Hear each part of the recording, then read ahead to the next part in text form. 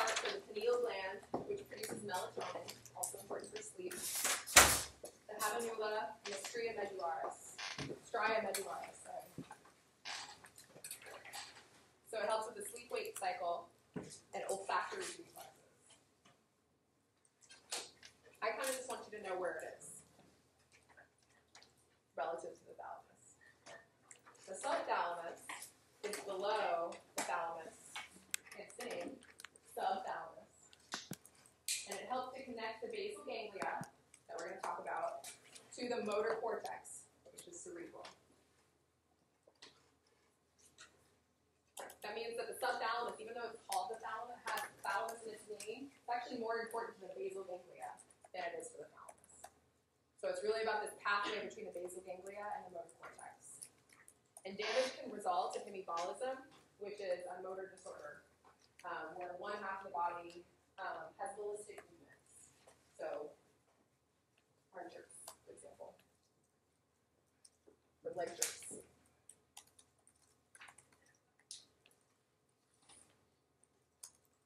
So again, you have this connection to the basal ganglia. The basal ganglia, the word, it's a plural word, right? You guys catch that? So ganglion would be one thing or one piece. Ganglia is a collection of things. So the basal ganglia isn't one thing. It is a collection of parts. We refer to them in a unitary way for simplicity, but they're really different. There are different pieces to the basal ganglia. Everybody's talking. Me too. It's also called the corpus striatum, not very often, I'll just tell you that. It's stripy, that's where it comes from, because when you look at that coronal section, it looks like stripy bits in underneath the cerebrum. So the cerebrum is outside, the basal ganglia are basal, right, so they're under everything. The main parts of the basal ganglia are the globus pallidus, globy part, that's pale, in other words, that's where that word comes from. The round part, that's pale. The putamen, I'm going to break that one down. That's another part, and we'll point out in just a second. And then the caudate nucleus, which also can be broken down a little more. The primary purpose of the basal ganglia is to help regulate motor functioning. So it helps with kind of all of it. Posture, locomotion, balance, arm swinging. It does some inhibitory functions, helps you coordinate things. Dopamine is one of its primary neurotransmitters, but there are lots of others. If we were going to get very detailed in the basal ganglia, it does have this inhibitory pathway. It has a hyperexcitatory pathway. It has an excitatory pathway. There's a whole collection of neurotransmitters that have a complex relationship among the different parts of the basal ganglia. And one of the other really important things, important functions of the basal ganglia isn't very well understood yet, so the book doesn't really talk about it. But it's long been believed that if somebody has basal ganglia damage, then that it'll have motor problems but not much else. But now we realize that that's not really true. The basal ganglia has a lot of loop connections with the frontal lobes. What else do the frontal lobes do? No, I know we haven't gotten there yet. Judgment. Executive functioning. Yeah, so the basal ganglia helps to regulate that. So, does anybody know a famous disorder associated with basal ganglia problems? Parkinson's is the big one. There are lots of others that we'll kind of touch on. So Parkinson's disease is related to damage to what? The substantia nigra. Too fast. So it's the cells that produce dopamine in your basal ganglia. So Parkinson's disease is not enough dopamine. And it used to be thought that was really just a motor problem, but there's been a lot of research on folks with Parkinson's disease related to their cognition. They also have problems with judgment. They also have problems with apathy, which is a mood disorder, and depression. And that just has to do with how that basal ganglia connects to the rest of the brain. So if the pathway is damaged, the other area that it connects to will have resulting problems. Yes? This is kind of random, but for Pick's disease, is the basal ganglia also affected? Some of those symptoms sound similar. Pick's disease is related to degeneration of the frontal lobes. So that would be the source of that. Eventually, somebody with something like Pick's disease, it'll involve the whole brain, including the basal ganglia, because it's a type of dementia or pathological process related to dementia. That's not the first place that there's degeneration.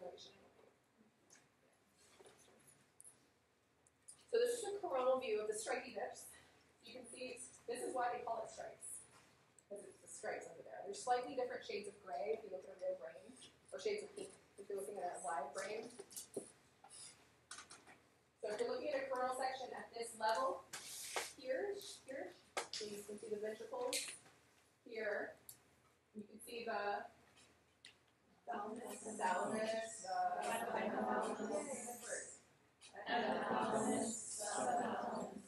Good, you'll all be fine. You can also see the globus pallidus, which is actually pale in real life, the putamen, and then the caudate. And so don't be confused by this being a dot here. The caudate actually wraps around like a tail. So all you're looking at right there on that last picture is a slice, right? So maybe more like here. So you have the caudate dot, you have the putamen, and you have the globus pallidus. Okay? The thalamus. You can't see the globus pallidus here because we tried to simplify the picture, but it would be medial. So if you go back, remember, this way is medial, right? Medial surface, deep surface, medial lateral. So the globus pallidus is medial to the putamen, and the caudate kind of wraps around it. You see why I'm like, hey, let's play. And also spend some good quality time with that 3D brain app. So you can turn it around and you can see how things fit. Because once you get a coronal slice, you're only going to get pieces of this. So you have these big structures here in the middle, and they are on the outside of the thalamus. So the thalamus that we talked about earlier is in here. Then you have the basal ganglia that kind of come up and out, and the caudate wraps around, which is also part of the basal ganglia. You have the head, or the front of the caudate, you have the body of the caudate, and you have the tail of the caudate. There's no hefty boundary there, it's just all continuous. Yeah. So the caudate, is there like two sides of it? This is on both. There's one of these There's on one? each side of your brain. Okay. It's a perfect question. Yeah. So you have this here, and you have this on the other side, like this. And They so sit up on top of your thalamus. So you have the thalamus and brainstem thalamus. Go ahead and show me the pictures. the thalamus is connected in the middle and then Not connected. not connected. It's like here, you have a Okay. ventricle in the middle. And so there's basically two of those on both sides. So like, Right there. Okay. yeah. And then your basal ganglia sort of comes out like this. Okay. Does that make sense? Yeah. So you can see it's on both hemispheres. Does that help? Yeah. Okay. This is my favorite structure. I think the word's really fun. I may or may not have role-playing game characters in this. Amygdala. Amygdaloid, or amygdala. So those two terms stated that way is interchangeable. The amygdaloid nucleus, or the amygdala, you'll hear it called either things. Either thing. That's associated with trauma response, isn't it? Okay. So it's part of your limbic system, but sometimes it's shown on your basal ganglia as a landmark.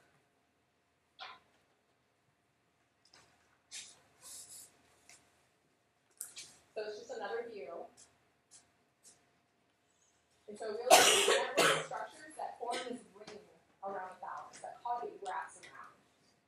So just, you have that whole tail there that goes around, down through the amygdala, or the amygdaloid. It helps with a lot of things that were already listed. And this is just another way to picture it with the colors. And this is right here. You can see that they sort of cut away, so you can get a sense of what's happening medially. So the putamen would typically cover it. You couldn't see any of those things below it. But here they've cut that away so you can see the globus pallidus. The globus pallidus has two parts, but just remember it's in there. Okay? And the globus pallidus is often where a neurosurgeon might place a deep brain stimulator. The basal ganglia is where they're going to aim for. Of course, does anybody know somebody with Parkinson's that has a DBS? So one of the later stage treatments for Parkinson's disease is deep brain stimulation to stimulate the basal ganglia that aren't getting the stimulation from dopamine. So that means that they're ablating a part of the basal ganglia to place an electrode in to stimulate the basal ganglia. The globus pallidus is one place they might put that, and a couple other places that it might go. It's also used for treatment for obsessive compulsive disorder, major intractable depression.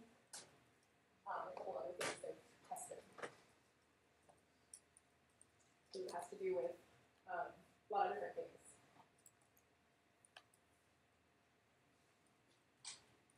Any questions about where things are? I'm sorry.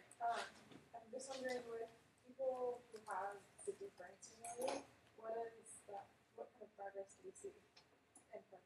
It depends. So for some people, they don't have a real clear reaction, but in other people, it's like flipping on a switch to the motor system, and it's amazing.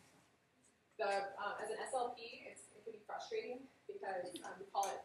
You talk to other SLPs about this. They'll say similar things to you probably, where it's like either they get to walk or they get to duck. You don't get both. So when you turn on the deep brain stimulator, all of a sudden they can walk fluidly, and it's less labor. So somebody with Parkinson's, has anybody seen somebody with Parkinson's before? There's a characteristic posture, and they have trouble getting started, so you'll see them trying to move their leg. They'll go slow at first. If they can move it all, then they'll get going. So they have something called a festinated gait, where they have trouble then turning it off also. And then when they have a deep brain stimulator in place, they can walk more fluidly and more normally, but sometimes then you don't get good speech, so it doesn't help with dysarthria. And then when they turn the deep brain stimulator off, then you might see advances in speech, but now they can't walk. It's really frustrating, and not well understood why it happens. But they're getting better at fine-tuning. The deep brain stimulator, is that, I know, I have a friend whose mom had that, and I thought I remember them saying that it would only really benefit her for about 10 years. Is that something that... I don't know about that part. So the thing with dopamine is that over time that medicine won't work as well. So Awakenings, I think I may have mentioned to y'all, by Oliver Sacks, and it's a movie with Robin Williams and Robert De Niro, is that right? In it. And so over time that medicine stops working as well. So then we fall into the deep brain stimulator. But I don't know, I think different people respond to it differently. So I don't actually know. You asked me a question. Sorry. Looked away and I was like, ooh. I think it varies by a lot from person to person. But I don't know the answer. Yeah. So a deep brain stimulator, if I'm remembering right, it's literally like this little. It's a computer in your brain. Yeah. That's what it is. Does it work like a button? Like you can, because it's stimulating. So would it be like working wirelessly in your brain? So if you're like, oh, I'm going to the zoo today, I want It's to an be able to electrode. walk. It's an electrode. So it's in there and it has a lead that goes under the surface of your skull, kind of like a cochlear implant. Cochlear implant is sort of like that's just on teeth. And it comes to the surface of your skull. There's a attachment on the outside of the skull, like somebody that's just had it and had a bald spot, and it's connected to it on the outside of the skull. And then they'll have sometimes under the skin here. It could be either here or down here where they have that external portion, and then they have a controller. But it's not like wireless or something. That would dig into the brain to put it. And then they can turn it on or off, but it's not. It's usually always on and only off for special reasons. So it's a voltage. It just gives voltage to the brain. An electrode is just something that can supply or receive voltage or electrical current. So it puts an electrical current in the brain. That's what it does. And you can watch neurosurgery videos of these being placed on YouTube. I figured maybe not in class, because surgery and everybody doesn't always mix. These are some of the symptoms you can have from basal ganglia damage. And one day when you take motor speech disorders in graduate school, if you go into graduate school, then you will talk more in depth about where in the basal ganglia you might expect to see damage relating to these symptoms. So rigidity is what you'll see in Parkinson's disease, where you'll see congreal rigidity, where you can move them, but they bounce every time. Bradykinesia is the hallmark symptom of Parkinson's, and that's slow movement. Tics you're probably all familiar with, where they're small, localized. Muscle movements that are different from fatigue-related tics. Tremors, lots of different types of tremors. You can have a resting tremor, or you can have a tremor when you try to move. So somebody with Parkinson's disease might have resting tremor, but it goes away when they move. Gait issues, which just means issues with maintaining a walking gait. Dystonia means you have either too much tone or not enough tone. So you can have, for example, somebody with like a jaw dystonia might open their mouth involuntarily sometimes, or might have trouble maintaining the muscle tone to keep their mouth in a good posture. Chorea means dancing. So somebody with chorea, you might have seen somebody like it palsy or CP, where they have dance-like movements. They have maybe head movements and arm movements that are choreic, and that's involuntary. And then you can have athetosis, which is the same thing-ish, but that's the version of CP. So chorea and athetosis basically mean the same thing, but it's this sort of fluid, involuntary movement. We could probably list about 100 more of these, but this is a basic list. We've already been talking about Parkinson's disease, and I did want to show you a video of somebody with Parkinson's disease. Let me go find it. On my other, 90 tabs open. Hang on.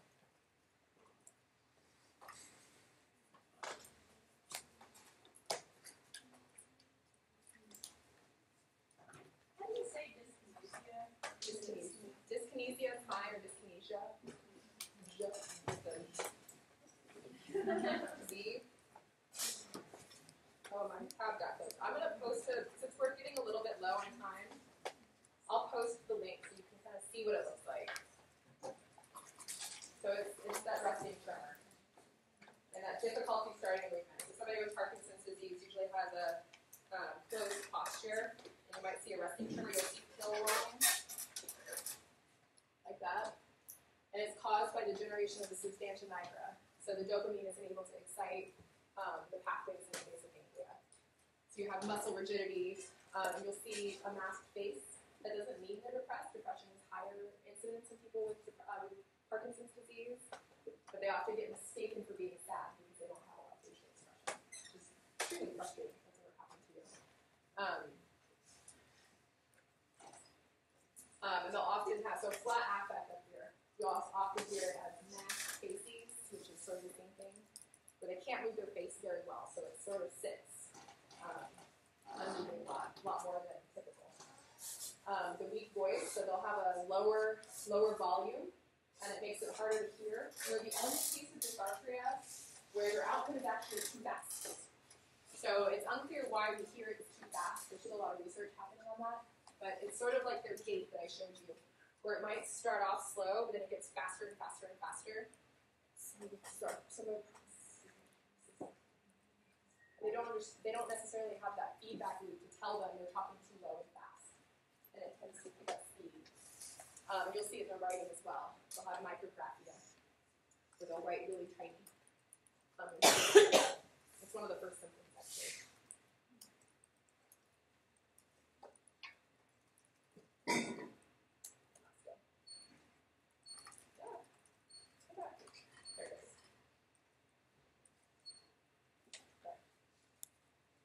And I've mentioned levodopa to y'all before. So levodopa is sort of the most common, but there are a whole lot of other things that have been developed to help that balance. So the thing with dopamine to understand, and the thing with Parkinson's disease to understand, so the simple version is that there's not enough dopamine, but it's not a finite amount. It's not like, hey, you need 100 units of dopamine, and now they only have 50. It's more that they have, relative to acetylcholine, they don't have enough. So your basal ganglia functions by balancing all the neurotransmitters properly. You have a lot, but two of the big ones are acetylcholine and dopamine. And so in Parkinson's disease, you have not enough dopamine. In somebody with psychosis, they have too much dopamine. And it's not like somebody with Parkinson's has 50. It's like they still have 100, but now they have too much, or too little relative to acetylcholine. And so you have the anticholinergics that help to bring down the level of acetylcholine. And then you have the dopamine enhancers, right? So you have the things that give you more dopamine because you can't make it yourself, and then allow that dopamine to be used properly. So there's a balance of lots of different drugs. So then, could too much dopamine cause psychosis?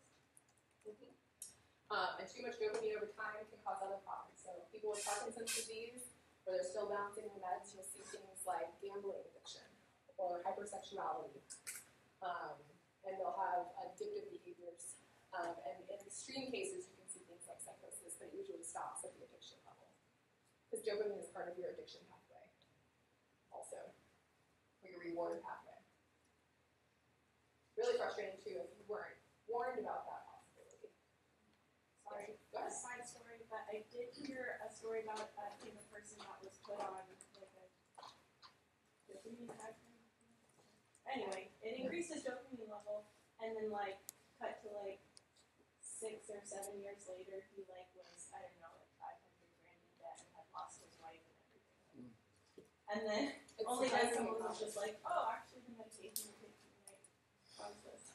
Yeah, and meanwhile his whole life is Just sort of not that done.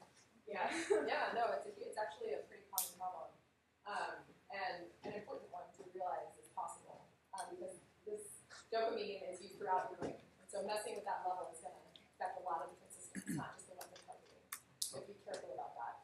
Too much dopamine can also cause some of the problems we talked about. So it can cause these involuntary motor movements. It's too much. So somebody in early stage Parkinson's, they won't have enough movement, and then they get the dopamine look more normal, and then over time that dopamine is going to cause involuntary movements. So have y'all seen Michael J. Fox recently? He kind of does this number sometimes, or like twitches. That's from dopamine use over time. So he gets involuntary movements, and that's the opposite of Parkinson's. So this is sort of summarizing what I was talking about.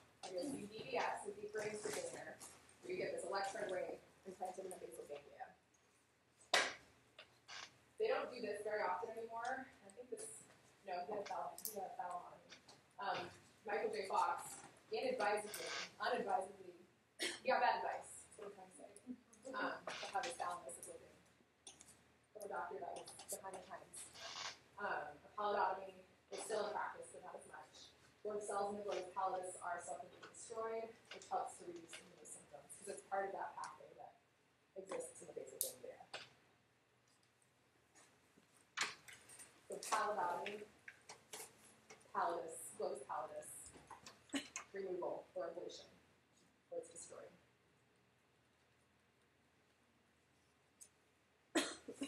Huntington's disease.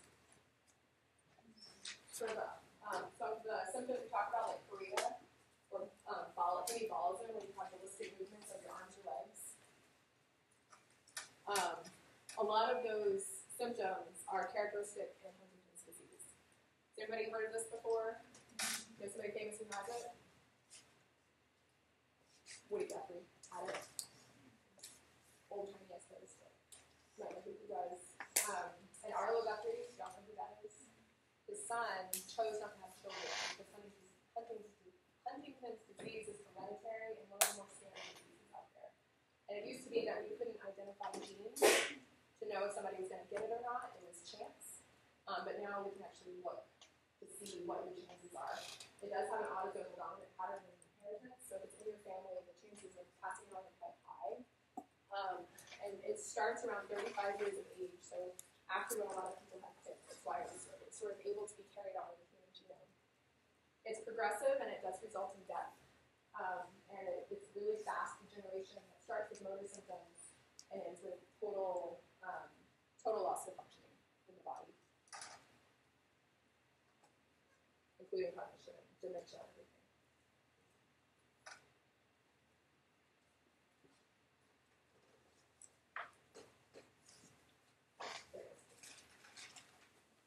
There are other basal ganglia problems. Emotional processing problems are some of the most that you can identify where you have problems with impulsivity, because inhibition in those loops might be impaired. So you have disinhibition or impulsive behavior, inappropriate behavior, and this is related back to that loop to the frontal lobes.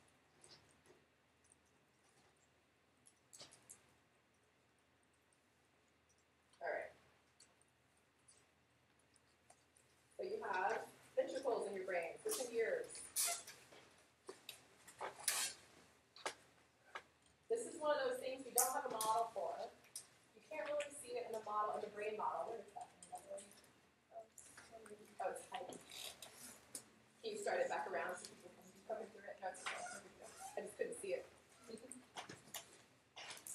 So the ventricles are spaces that are filled with fluid. There are 4 ventricles that are all connected. So you have the right lateral ventricle, the left lateral ventricle, the 3rd ventricle, and the 4th ventricle. CSF, or cerebral spinal fluid, is produced the ventricles with something called at something called the choroid plexus. You need the CSF for a few reasons. The primary one being that it helps to cushion the brain. Because it goes through the ventricles and circulates all around the brain space and all the way down your spinal cord.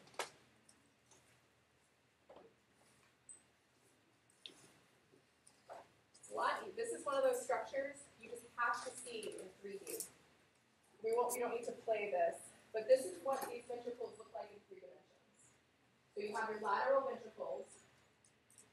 When you do a cross section, they sort of look like a butterfly, but in this view, you can see that they're C-shaped. Okay? So those are your lateral ventricles, and they're all connected. So you have the interventricular foramen, the third ventricle there that goes right in your midline structure. And then you have your cerebral aqueduct that goes down to your fourth ventricle.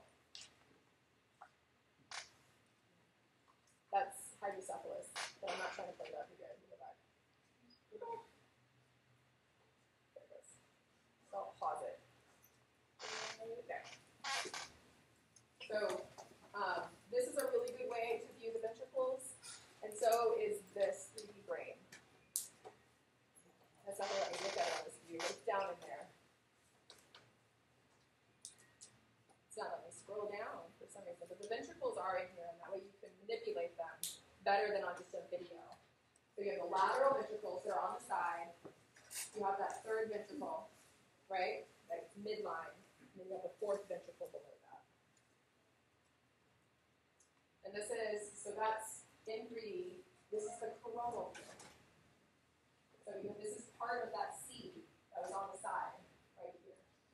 You have the third ventricle. We're too far forward for the fourth ventricle because the lateral ventricles go all the way around inside there.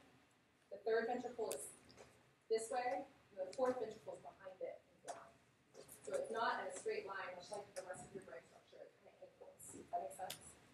So that's why you can't see it on this view.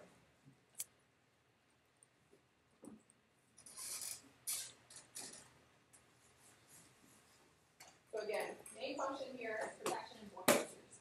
It helps protect your brain and give it a cushion. Yes?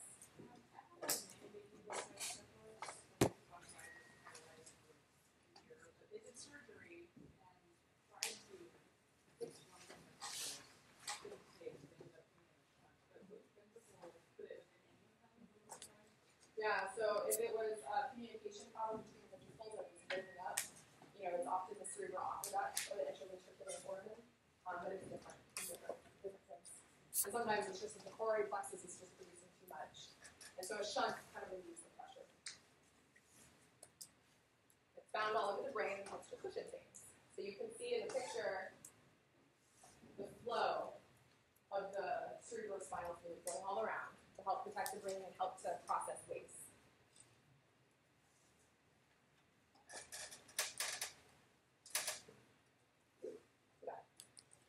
So hydrocephalus, which is per your question there, means water on the brain. Too much cerebrospinal fluid. The main symptom is a large head, but that accumulation of CSF, if it's not corrected, it will put too much pressure on the brain and can inhibit development if it's in an infant, or it can start to crush other brain cells, so it can cause lesions if it's not corrected.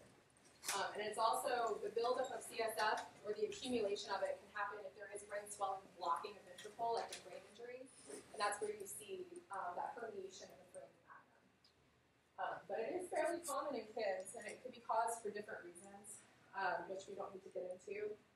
But the main treatment for it is either to do brain surgery and open up those communicating pathways between the different ventricles, or it's to help that flow keep moving, or it's to place a shunt, which will allow some of this fluid out, and it'll often drain directly into the body, sometimes into the stomach, so that the body can just process it. It's not like dripping outside the head. That's what a shunt is for. All right.